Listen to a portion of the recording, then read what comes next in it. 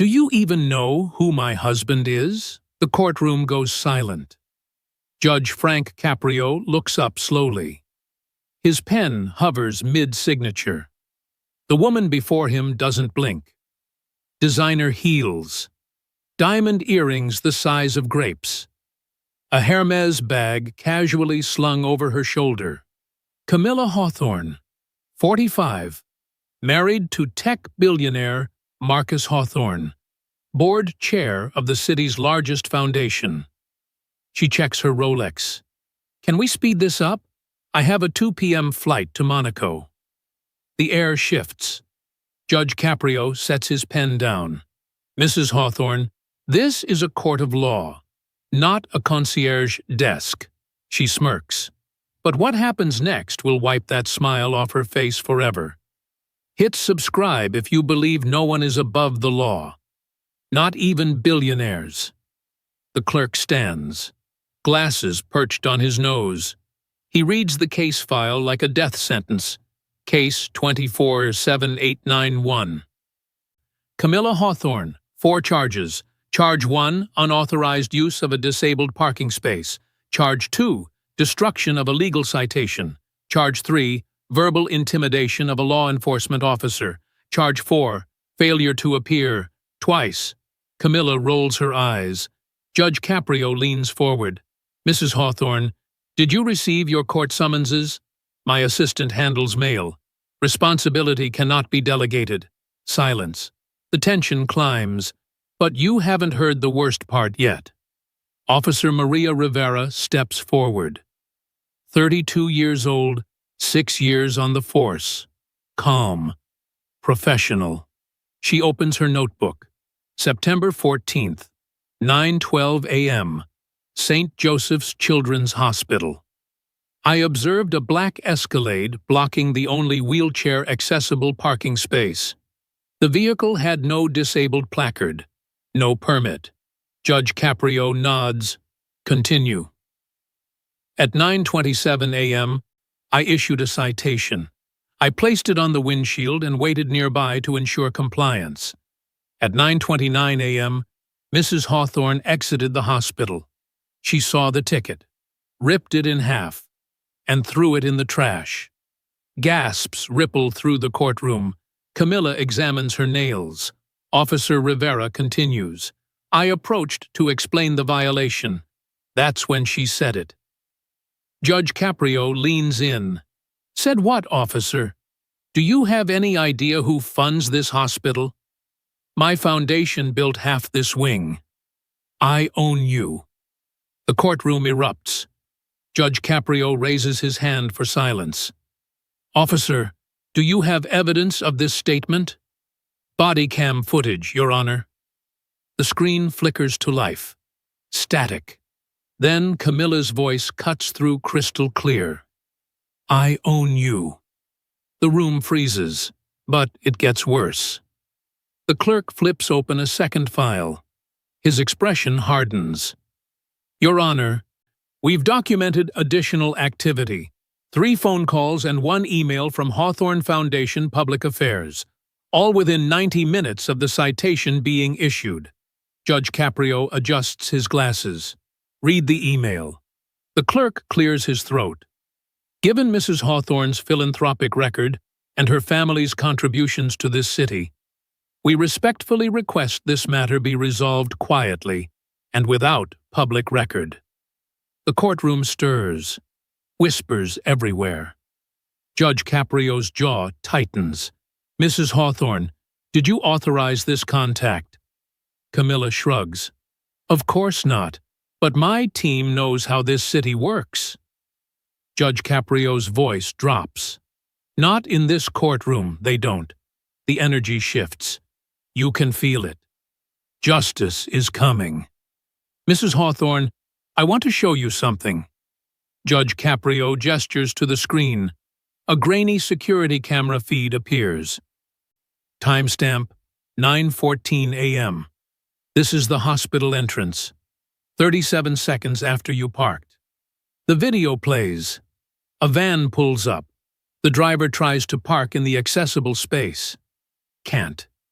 It's blocked. By Camilla's Escalade. The van circles, once, twice, finally parks 3 rows away. Judge Caprio pauses the footage. "Do you see that van, Mrs. Hawthorne?" She glances up. "Barely. What about it?"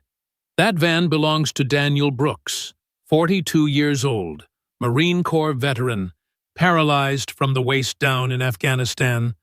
The courtroom goes still. Camilla's lawyer shifts uncomfortably.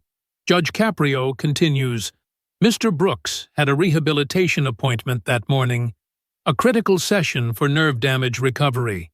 Because he couldn't access the ramp, he missed it." Camilla's face twitches. She could have waited. Wrong answer. Judge Caprio picks up his phone. "Mr. Brooks, can you hear me?" The speaker crackles. "Yes, Your Honor. Can you tell the court what happened that morning?"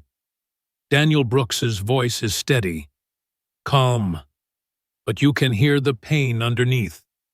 "I arrived at 9:14. My appointment was at 9:30. I saw the Escalade in the accessible space.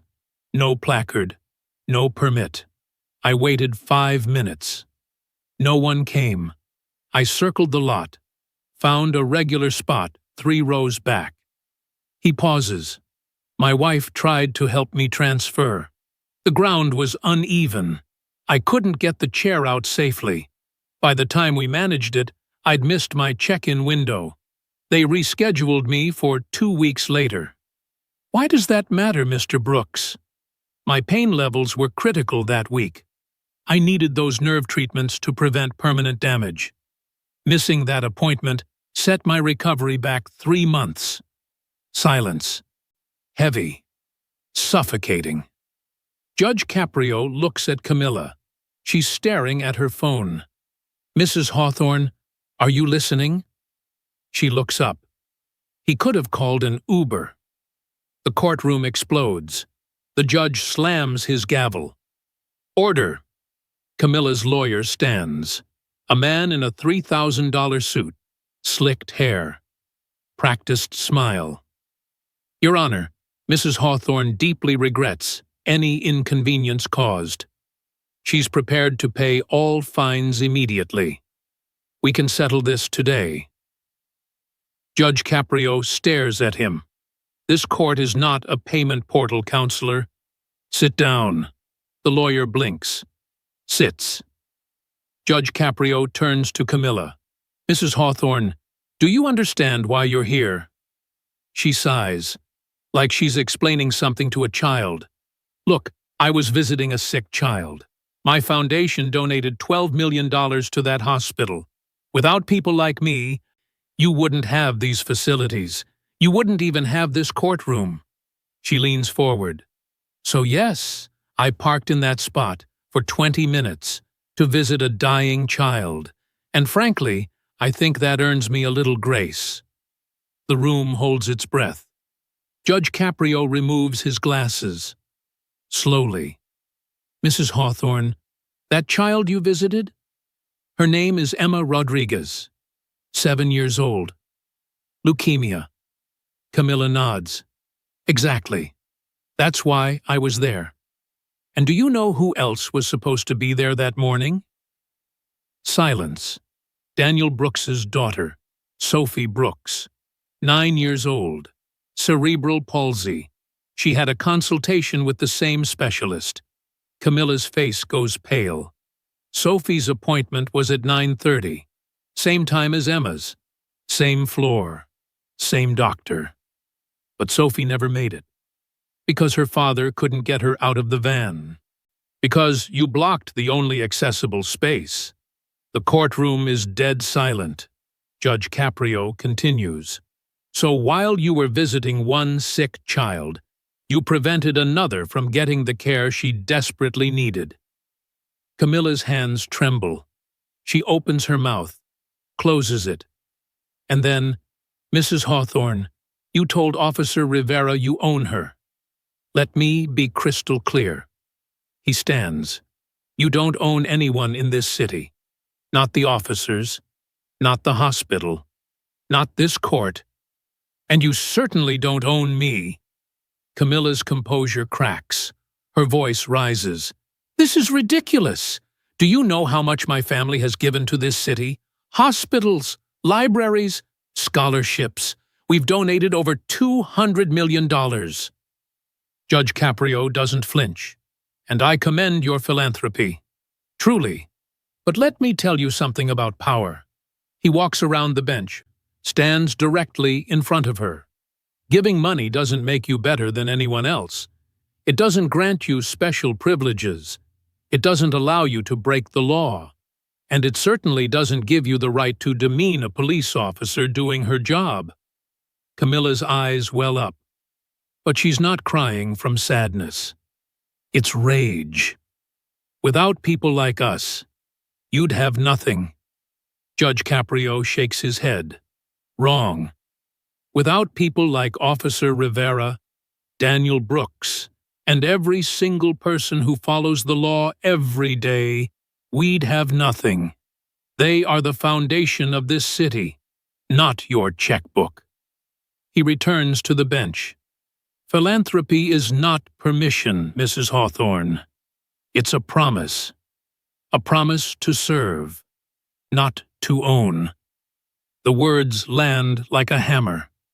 Judge Caprio opens the sentencing file. Mrs. Hawthorne, on all 4 counts, I find you guilty. Camilla's lawyer jumps up. Your Honor, sit down. He does. Standard penalties for these violations would be $900 in fines and possible jail time. But I don't believe jail serves justice here. Camilla exhales. Relief floods her face. Judge Caprio smiles. But don't get comfortable. Instead, you will complete a restorative service plan. Here's what that means. He reads from the document. 1. You will personally apologize to Officer Maria Rivera and Daniel Brooks. In person. No lawyers, no assistants. 2. You will complete 200 hours of community service with the Access Coalition. You'll be cleaning wheelchair ramps, repairing accessible parking spaces, and educating businesses on ADA compliance. 3. You will record 3 public service announcements about disability rights and access. These will air citywide. 4. You will attend and complete an ethical leadership course. 8 weeks, every Tuesday evening. 5. You will write a 1,000-word essay titled Power and Responsibility. It will be published in the city newspaper. Camilla's mouth hangs open. And Mrs. Hawthorne, if you fail to complete even one of these requirements, you'll spend 30 days in jail. No bail, no appeals. He signs the order. Wealth is a tool, not a throne. You're about to learn the difference. Court adjourned. Week 1. Camilla arrives at Officer Rivera's precinct. Hair pulled back, no makeup, jeans, and a t-shirt. She hands Officer Rivera a letter. Typed. 3 pages. Legal jargon. Officer Rivera reads it. Looks up. This was written by your lawyer. Camilla nods. Rivera hands it back. Try again, with your own words. Camilla's face flushes. She leaves without a word. Week 2. She returns. Handwritten note. Short. Simple. Officer Rivera, I was wrong. I disrespected you. I'm sorry. Rivera reads it, studies Camilla's face, then nods. Apology accepted. Camilla exhales. Relief. Real relief. Week 5. Camilla is on her knees, scrubbing blue paint onto a curb, marking an accessible parking space outside a grocery store. A woman in a wheelchair rolls by, sees her, stops. Are you Camilla Hawthorne? Camilla looks up, wipes sweat from her forehead. Yes. The woman nods. Good. Keep going. She rolls away. Camilla stares after her, then keeps scrubbing. Week 8. Camilla sits in a classroom. 12 other people. All court-ordered. all learning about empathy, accountability, and leadership. The instructor asks, "What is power?" Camilla raises her hand. Everyone turns. I used to think power was money, influence, control. But I was wrong. Power is service. Real power is lifting others up. The instructor smiles. Welcome back, Mrs. Hawthorne. Week 12. Camilla returns to court. Alone. No lawyer. No assistant. Judge Caprio reviews her file. 200 hours completed. Essays submitted. PSAs aired. He looks at her. What did you learn? Camilla takes a breath. I thought giving money made me important. Untouchable. But money without humility is just noise. I hurt people. Real people. And no donation can undo that. She pauses. Access isn't charity, Your Honor. It's equality. And I stole that from Daniel Brooks and his daughter. I'll carry that for the rest of my life. Judge Caprio nods slowly. Mrs. Hawthorne, you came in here thinking you owned this city, but now you've learned something more valuable. You belong to it. We all do. He stamps her completion certificate. You're free to go. But remember this.